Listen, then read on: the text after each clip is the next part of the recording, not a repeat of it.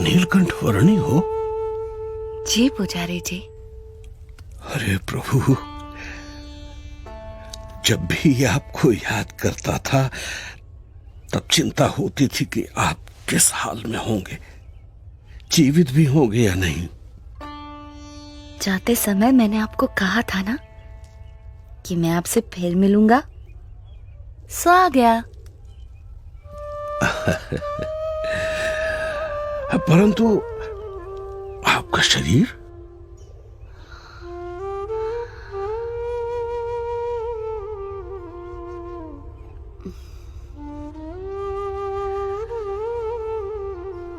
कितना दुबला पतला हो गया है। चलिए, सबसे पहले कुछ अन्न ग्रहण कर लीजिए। आइए प्रभु, पधारिए। यहां से चलिए प्रभु, इस तरफ से पधारिए।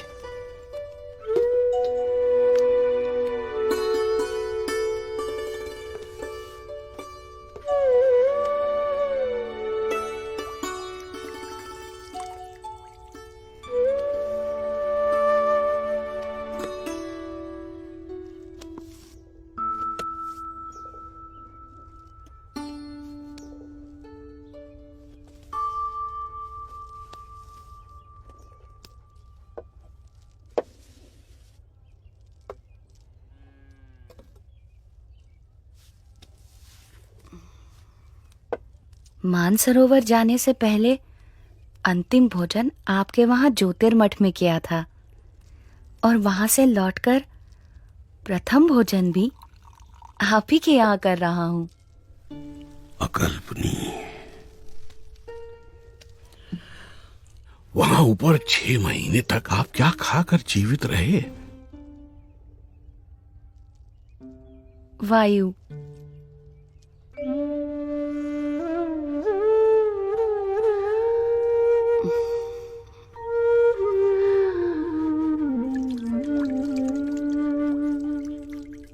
मुमुक्षुओं के भावों को परख कर उन्हें अपने संबंध से कल्याण के मार्ग पर प्रेरित करते रहने का नित्य क्रम नीलकंठ वर्णी ने अखंड रखा था।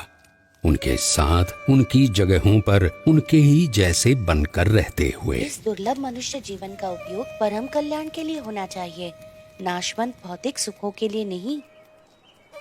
और कभी प्रत्यक्ष रूप से साथ रहने का योग न रहे तो अपनी स्मृतियों और वचनों के सहारे कल्याण के मार्ग पर चलते रहने का सुयोग करवाते हुए। प्रभु, आपने कहा था कि आपकी यात्रा कल्याण के लिए है, परंतु आपकी इतनी कष्टदायक यात्रा से किसी का कल्याण कैसे होगा? इस पृथ्वी पर जगह जगह पर अनेक मुमुक्षु हैं जो सच्चे भक्ति भाव से साधना कर रहे हैं। मुझे यात्रा करके उनसे भेंट करनी है, उन्हें कल्याण के मार्ग पर प्रेरित करना है। दूसरों के कल्याण के लिए स्वयं पर इतना कष्ट? नीलकंठ,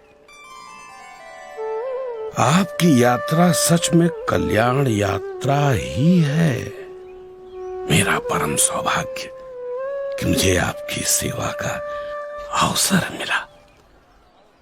मेरा ध्यान रखने के लिए आपका भी धन्यवाद। आप अपना विशेष ध्यान रखिएगा नीलकंठ वर्णी। शुभम भवतु। प्रणाम।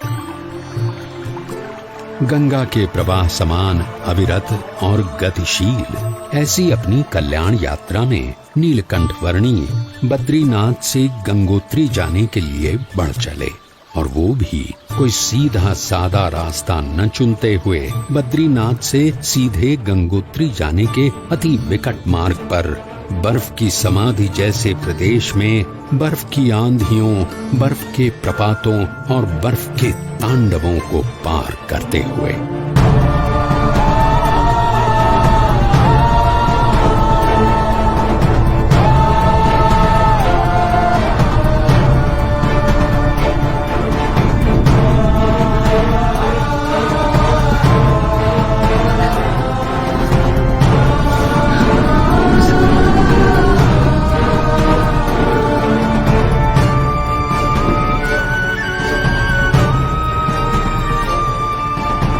नीलकंठ वर्णी गंगा जी के उद्गम स्थान गौमुख आ पहुंचे।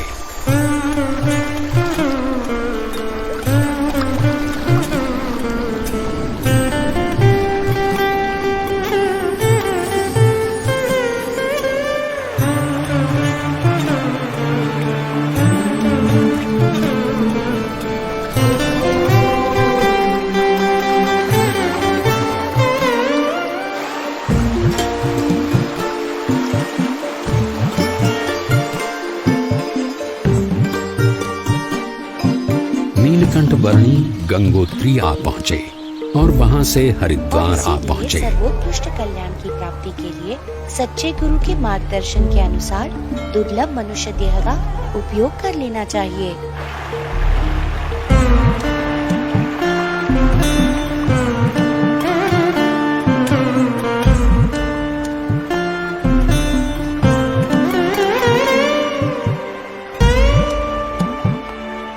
बहुत बारिश होने वाली है, जल्दी घर चलो। चलो बाबा, जल्दी घर पहुंचा। चल भाई चल।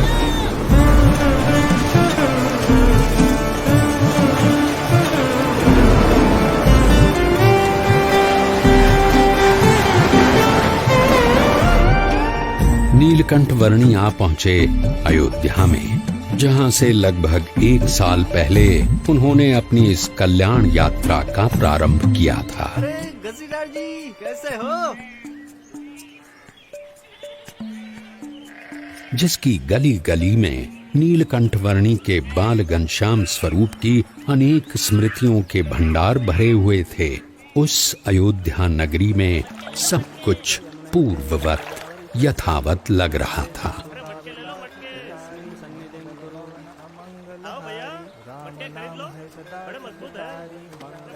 अरे भाई, इधर उधर मत देखो, काम में ध्यान दो। ये मेरे सर पे रख दो। अब जाओ। क्या सोच में पड़े हो महाराज? हाँ?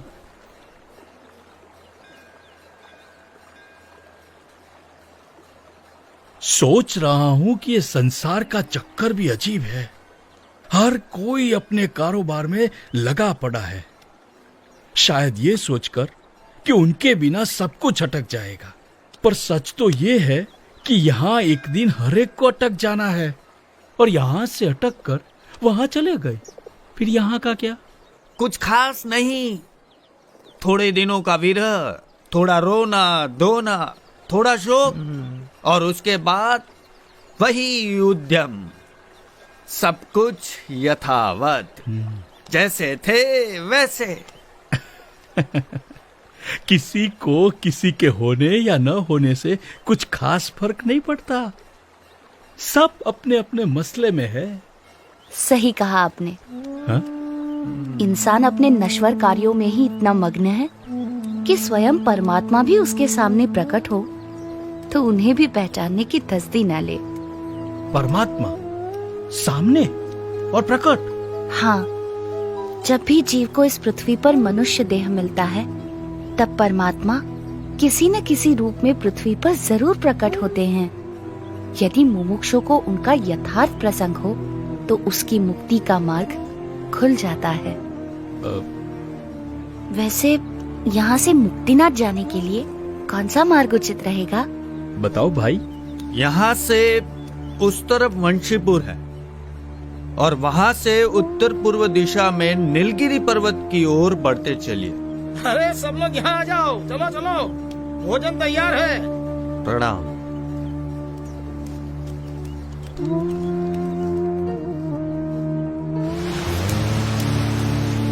नीलकंठ वर्णी ने लगभग 1 साल पहले अयोध्या से अपनी कल्याण यात्रा का प्रारंभ करते हुए सरयू नदी में कूदकर उसे पार करके जाने का मार्ग अपनाया था, और आज अयोध्या से मुक्तिनाथ की ओर जाने के लिए भी उन्होंने वही मार्ग अपनाया।